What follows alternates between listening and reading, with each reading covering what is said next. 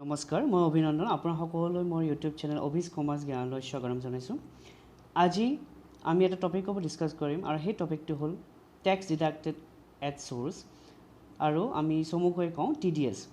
So আমি সচৰাচৰ এই ৱৰ্ডটো শুনি থাকোঁ TDS, যে TDS ডিডাক্ট কৰিছে বা আমাৰ TDS কাটিছে আমাৰ চেলাৰীৰ পৰা। সো তথাপিও আমাৰ এই কনচেপ্টটোৰ ওপৰত তথাপি কনফিউজ হৈ থাকোঁ। সো আজি আমি এই TDSৰ ওপৰত আমি অলপ discuss Karim. So TDS stands for tax deducted source. As per the Income Tax Act, any company or person making a payment is required to deduct tax at source if the payment exceeds certain threshold limits. TDS has to be deducted at the rates prescribed by the tax department. So tax deducted source means what? Amar jonto income source yare ki koise amar jonto income ami jonto income ami earn koriso he income or uporot ki hoy আমি গভৰ্ণমেণ্টক সেই তাৰ পৰা আমাক কি কৰে tax কাটি পেলাই আমি গভৰ্ণমেণ্টক পেমেণ্ট কৰে। কিন্তু আমি যোনে ৰিচিভ কৰি আছে যোনে সেই ইনকামটো ৰিচিভ কৰি আছে তেওঁ কিন্তু গভৰ্ণমেণ্টক টেক্স পে নকৰে। কোনে টেক্স পে কৰিব? আপুনি যোনটো অফিচ বা কোম্পানীত কাম কৰিছে তেওঁৰ সেই কোম্পানীটোৰ এমপ্লয়াৰজনে যোনটো বছ থাকিব। সো তেওঁ আপোনাৰ ইনকামৰ পৰা পাৰ মান্থ এটা পাৰ্চেণ্টেজ কাটি পেলাই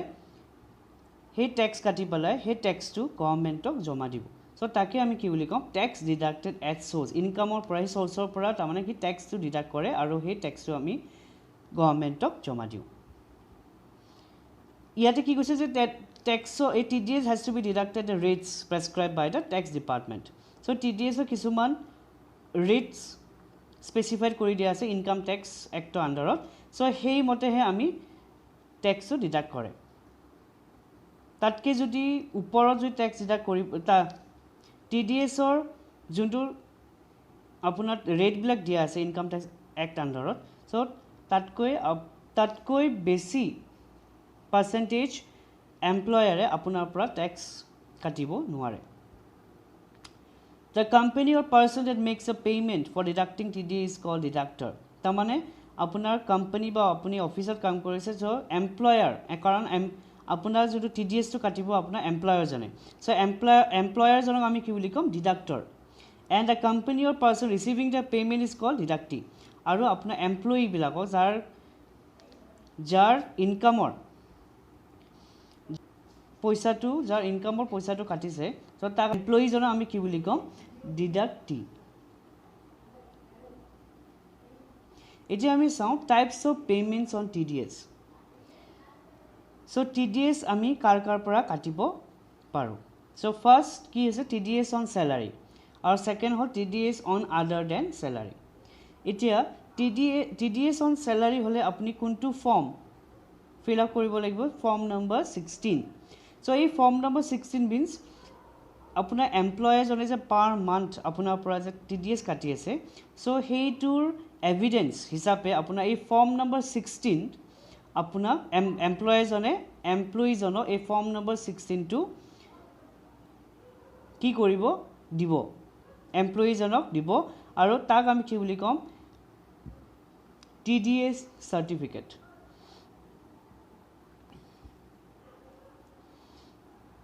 এমপ্লয়াৰজনে যেতিয়া এমপ্লয়ীজনক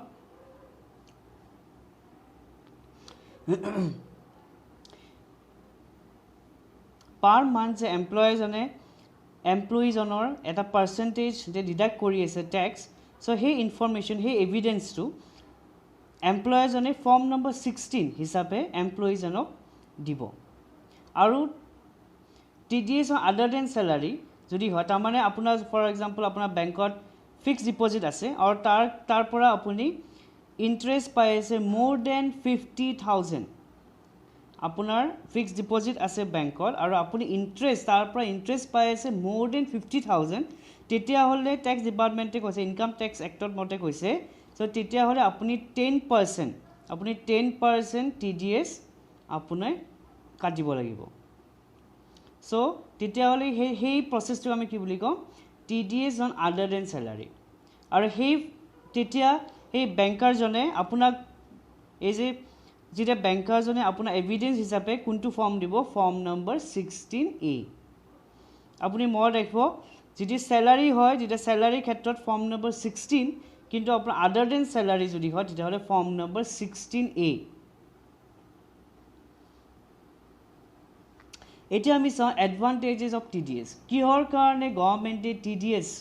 এই ৰুলটো ওলাইছে So first কি কৈছে as tax deduction takes place throughout the year it ensures a continuing flow of revenue to the government যাতে চুৰি নহয় সো হেকাৰণে যাতে গভৰ্নমেণ্টে ইনকাম টু ৰেভিনিউ টু পাই থাকে পাৰ ইয়াৰ সো হেকাৰণে এই TDS টো কৰা হৈছে ৰুলটো আনা হৈছে Second number কি কৈছে it is a measure to prevent tax evasion so tax evasion কৰিবলৈ যাতে নোৱাৰে এজন ইন্ডিভিজুৱেল বা পাৰ্টনাৰশ্বিপ বা কোম্পানী বা যি নহওক যোনে নহওক কিয় তেওঁ যাতে টেক্স ইভাজন কৰিব নোৱাৰে টেক্স ফ্ৰড কৰিব নোৱাৰে সো সেই কাৰণে TDS টো এই ৰুলটো আনা হৈছে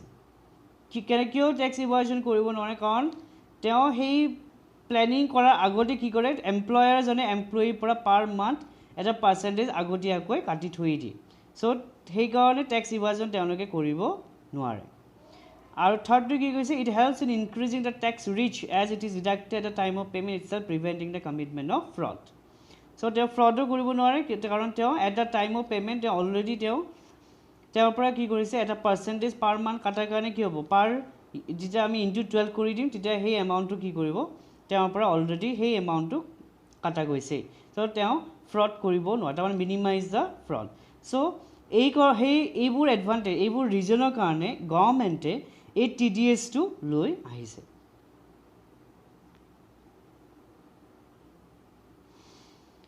এতিয়া আমি এক্সাম্পল এটা লৈ পেলাই এই TDS এর কনসেপ্টটো বুঝো যোনটো বাওফালে দেখি আছে এইটো mister A so mister A এজন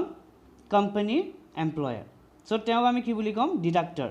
আৰু যোনটো ৰাইট হ্যান্ড সাইডে আছে মিস্টাৰ B তেওঁ হল এই কোম্পানী এমপ্লয়ি তেওঁ কি হ'ব ডিডাক্টি এতিয়া মিস্টাৰ A মিস্টাৰ B কি দিব form number 16 so form number 16 কিয় দিব কাৰণ তেওঁ mister B A mister A পৰা কি পাই আছে স্যালাৰি পাৰ মান্থ পাই আছে so mister A mister B পৰা যোনটো পাৰ মান্থ পাই আছে তাৰ পৰা কি কৰিব এটা পাৰ্সেন্টেজ ট্যাক্স কাটি পেলে গভৰ্নমেণ্টক দিব সো সেই গভৰ্নমেণ্টক দিয়াৰ কাৰণে যোনটো এভিডেন্স কিনি সো সেই এভিডেন্স কিনি কোনটো ফৰ্মত দিব স্যালাৰি হোৱাৰ কাৰণে স্যালাৰিড পাৰ্সন হোৱাৰ কাৰণে the form number 16 to mister A mister B দিব এতিয়া আমি চাওঁ কিছুমান টার্ম previous year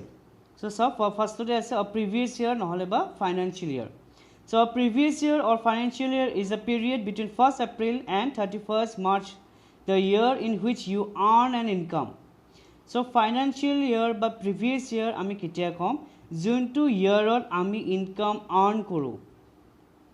যোনটো ইয়াৰত আমি ইনকাম আৰ্ন কৰো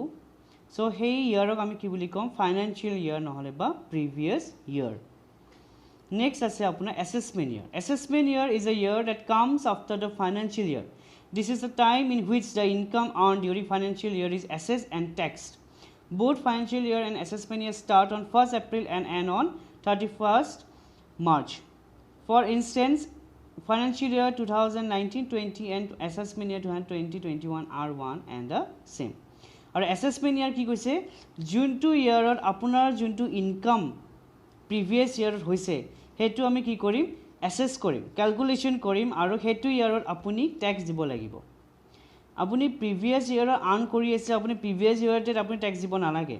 আপুনি প্ৰিভিয়াস ইয়াৰ আৰ্ন কৰিছে আৰু আপুনি সেই আৰ্ন কৰা ইনকামৰ যোনটো ট্যাক্স আপুনি কোনটো ইয়াৰত দিব অ্যাসেসমেন্ট ইয়াৰ তাৰমানে next ইয়াৰত April to 31st March 2000 কি হ'ব এটো 2020 so এটো কি হ'ব আপোনাৰ ফৰ এক্সাম্পল আপুনি এটো ইয়াৰত 1st April 2019 to 31st March 2020 ভিতৰত আপুনি কি কৰিছে ইনকাম আৰ্ন কৰিছে কিন্তু আপুনি হেতু ইয়াৰত আপুনি ট্যাক্স দিব নালাগে আপুনি ট্যাক্স কেতিয়া দিব অ্যাসেসমেন্ট কেতিয়া হ'ব আপোনাৰ 1st April 2020 to 31st March 2021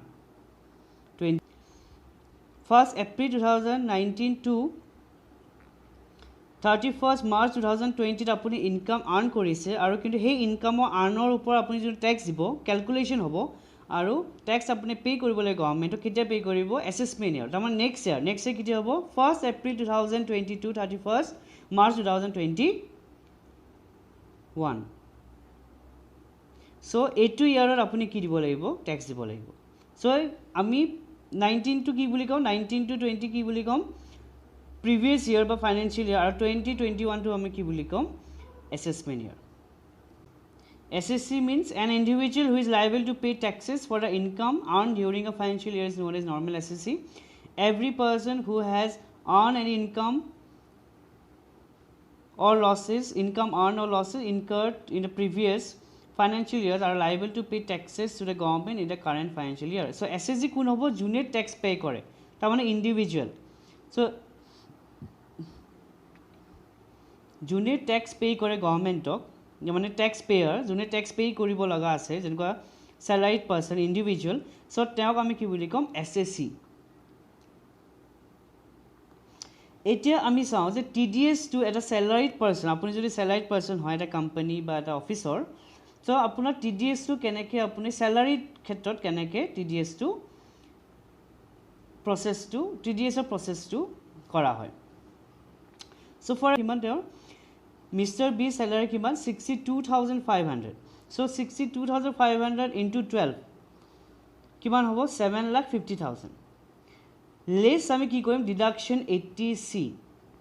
so deduction 80C means what আপুনি গভৰ্ণমেণ্টে কি কৰিছে আপুনি যদি কিবা ইনভেষ্টমেণ্ট কৰিছে যেনেকুৱা আপোনাৰ প্ৰিমিয়াম LIC প্ৰিমিয়াম আছে PPF পাব্লিক প্ৰভিডেণ্ট ফাণ্ড আপুনি ইনভেষ্ট কৰিছে NSC national saving certificate so এইবোৰ যদি আপুনি ইনভেষ্ট কৰিছে যে গভৰ্ণমেণ্টে কি কৰিছে আপোনাক গভৰ্ণমেণ্টে কৈছে আপুনি তাৰ কাৰণে ডিডাকশ্যন পাব কিন্তু ডিডাকশ্যনটো কিমান হ'ব লাগিব লিমিট দিছে কিমান 1,50,000 ডিডাকশ্যনৰ ইনকাম হ'ব 1,50,000 আপোনাৰ ফৰ এক্সাম্পল আপুনি ইনভেষ্টমেণ্ট কৰিছে কিন্তু ইনভেষ্টমেণ্টৰ আপোনাৰ টোটেল আপোনাৰ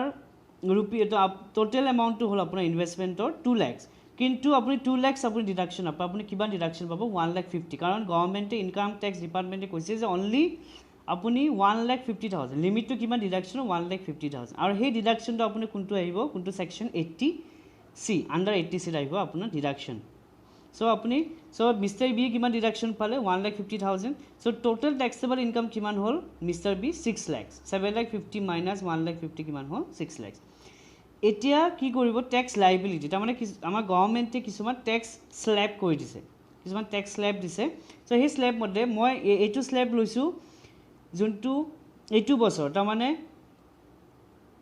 প্ৰিভিয়াছ ইয়াৰ ফাইনেন্সিয়েল ইয়াৰ 2021 মতে যোনটো বাজেট এইবাৰ যোনটো এই বছৰ যোনটো বাজেট দিছে সো সেই বাজেট মতে মই কেলকুলেশ্যন কৰিছোঁ সো এই বাজেট মতে কি কৈছে যে 0 to 2,50,000 আপোনাৰ যদি ইনকাম আপ টু 2,50,000 হয় তেতিয়াহ'লে নীল তাৰপিছত কি কৈছে যে 2,50,000 পৰা 5 লাখৰ কাৰণে কি হ'ব 5% সো এতিয়া 2,50,000 পৰা 5 লাখৰ তাৰ ডিফাৰেঞ্চটো কিমান আছে 2,50,000 সো 2,50,000 5% কিমান হ'ব আপোনাৰ 12,500 নেক্সট কি কৈছে 5 লাখ টু 5,70,000 কিমান আছে 10% কিন্তু ইয়াতে চাব মিষ্টাৰ বি ইনকাম কিমান 6 লাখ টেক্সেবল ইনকাম কিমান আছে 6 লাখ সো এতিয়া কি হ'ব সেইকাৰণে সো 5 লাখ টু 6 লাখ কিমান হ'ব ডিফাৰেঞ্চ টু 1 লাখ সো এই 1 লাখৰ এতিয়া কি হ'ব 10% বুজি পাইছেনে যে 5 লাখৰ পৰা 7,50,000 লৈ কিমান 10% কিন্তু আপোনাৰ 6 লাখ যে 6 লাখ টু স্লেবটো কোনটোত পৰিব ইয়াতে পৰিব 6 লাখ কাৰণ total mister B taxable income কিমান 6 লাখ সো সেই 6 লাখটো কোনটোত পৰিব থাৰ্ড স্লেবত সো থাৰ্ড স্লেবত কি আছে 5 লাখ টু 7,50,000 সো 7,50,000 মিনছ 6 লাখটো ইয়াতে পৰিব কিন্তু আমি 7,50,000 লৈ আমি কাউণ্ট নকৰোঁ কাৰণ আমাৰ টেক্সেবল ইনকাম মিষ্টাৰ বি কিমান 6 লাখ সো 5 লাখ টু 6 লাখ কিমান হ'ব 1 লাখ সো 1 লাখৰ 10% কিমান হ'ব 10,000 সো এতিয়া আমি গোটেইখিনি টোটেল কৰি কিমান পাম 22,500 সো তাৰ লগত আমি কি কৰিব লাগিব 4% চেছটো কি হ'ব আপোনাৰ health and education chess HEC বুলি কয় short form on HEC health and education cess kiman 4% so a 22,500 to 4% kiman hobo 900 and total kiman hobo apunar taxable income 23,400 so আপুনি গভৰ্ণমেণ্টক কিমান টেক্স দিব লাগিব 23,400 বুজি পাইছে সো এতিয়া 23,400 টু এতিয়া আপোনাৰ এমপ্লয়াৰ জনে কি কৰিব পাৰ মান্থ হিচাপে সো পাৰ মান্থ হলে কিমান হ'ব ডিভাইড বাই 12 কৰি দিও কিমান 1950 সো 1950 আপোনাৰ পাৰ মান্থ মিস্টাৰ বি পৰা কি কৰিব ট্যাক্স TDS কাটি থাকিব সো এতিয়া মান্থলি পেমেন্ট মিস্টাৰ বি কিমান পাব তেওঁৰ ইনকাম কিমান আছিল স্যালাৰি কিমান আছিল পাৰ মান্থ 62,500 এতিয়া তেওঁ কিমান পাব কাৰণ 1950 এজ এ TDS কাটিব সো 62,500 মাইনাস 1950 কিমান হ'ব 60,550 সো পাৰ মান্থ তেওঁ কিমান পাব 60,550 বুজি পাইছে প্ৰসেসটো কিন্তু এই ক্যালকুলেশন যোনটো এইখিনি ক্যালকুলেশন কিন্তু এটা ৰাফ ক্যালকুলেশন কৰিহে এই TDS টো ক্যালকুলেট কৰা হয় এটো ৰাফ কিন্তু যেতিয়া তেওঁ TDS যেতিয়া কাটা হয় এই ক্যালকুলেশন কিন্তু ৰাফ কিন্তু যেতিয়া এটো হল 2021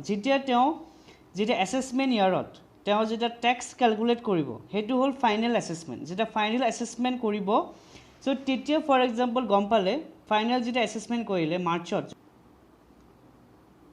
এটো যোনটো ক্যালকুলেশন কৰিছে এটো ক্যালকুলেশন কিন্তু ৰাফ হয় ৰাফ ক্যালকুলেশন যেতিয়া ফাইনাল যেতিয়া অ্যাসেসমেন্ট ইয়াৰত কৰিব ফাইনাল যেতিয়া অ্যাসেসমেন্ট ইয়াৰত যেতিয়া ফাইনাল ক্যালকুলেশন কৰিব তেতিয়া ফৰ এক্সাম্পল গম পালে যে ট্যাক্স লায়াবিলিটি তেওঁৰ কিমান হৈছে 25,000 কিন্তু তেওঁ অলৰেডি কিমান পে কৰিছে TDS 23,400 সো তেওঁ এই TDS টো কি কৰিব পাৰে ক্ৰেডিট কৰিব পাৰে তাৰমানে তেওঁ এই ট্যাক্স ক্ৰেডিট টো লব পাৰে তাৰমানে এই বেনিফিট টো তাৰমানে কি কৰিব গভৰ্ণমেণ্টক ক'ব যে মই 25,000 নিদু মিস্টাৰ বি কি ক'ব গভৰ্ণমেণ্টক যে মই 25,000 নিদু কাৰণ মই অলৰেডি মোৰ এমপ্লয়াৰে অলৰেডি মোৰ পৰা 23,400 অলৰেডি মোক TDS কাটিছে এজ এ ট্যাক্স সো হেই কাৰণে মই আপোনাৰ 25,000 নিদু মই কিমান আপোনাক দিম 1,600 সো 25,000 মাইনাস 23,400 কিমান 1,600 তেওঁ গভৰ্ণমেণ্টক দিব মিস্টাৰ বি কিন্তু আৰু এটা কেস আহিব যদি ট্যাক্স লায়াবিলিটি উলাইছে যেটা ফাইনাল যেটা অ্যাসেসমেন্ট কৰিব অহা বছৰ তেওঁ তেতিয়া কি হ'ব মাৰ্চত যেতিয়া 22,000 আহিলে ফৰ এক্সাম্পল ট্যাক্স লায়াবিলিটি 22,000 কিন্তু TDS কিমান দিছে তেওঁ 23,400 বেছিকে পে কৰিছে বেছিকে TDS দিছে সো গভৰ্ণমেণ্টে কি কৰিব যোনটো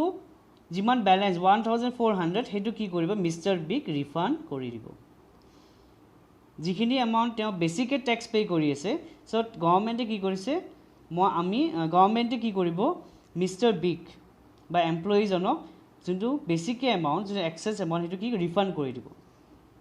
সো এইটোই হল আপোনাৰ প্ৰসেস অফ TDS ফৰ্ম এইটো এক্সাম্পল মই লৈছো স্যালাৰিড পাৰ্সন গম পাইছে নিশ্চয় সো 1 এপ্ৰিল টু 31 মাৰ্চলৈ আপুনি কি কৰিম প্ৰিভিয়াস ইয়াৰ হ'ব প্ৰিভিয়াস আৰ্ন কৰিম আৰু নেক্সট ইয়াৰত আমি কি কৰিম ট্যাক্স পেমেন্ট কৰিম আশা কৰো আপোনালোকে TDS এৰ কনসেপ্টটো বুজি পাইছে আপোনালোকে যদি এতিয়াও মোৰ চেনেলটো সাবস্ক্ৰাইব কৰা নাই please subscribe like and share my channel অবিজ কমাৰ্চ জ্ঞান ধন্যবাদ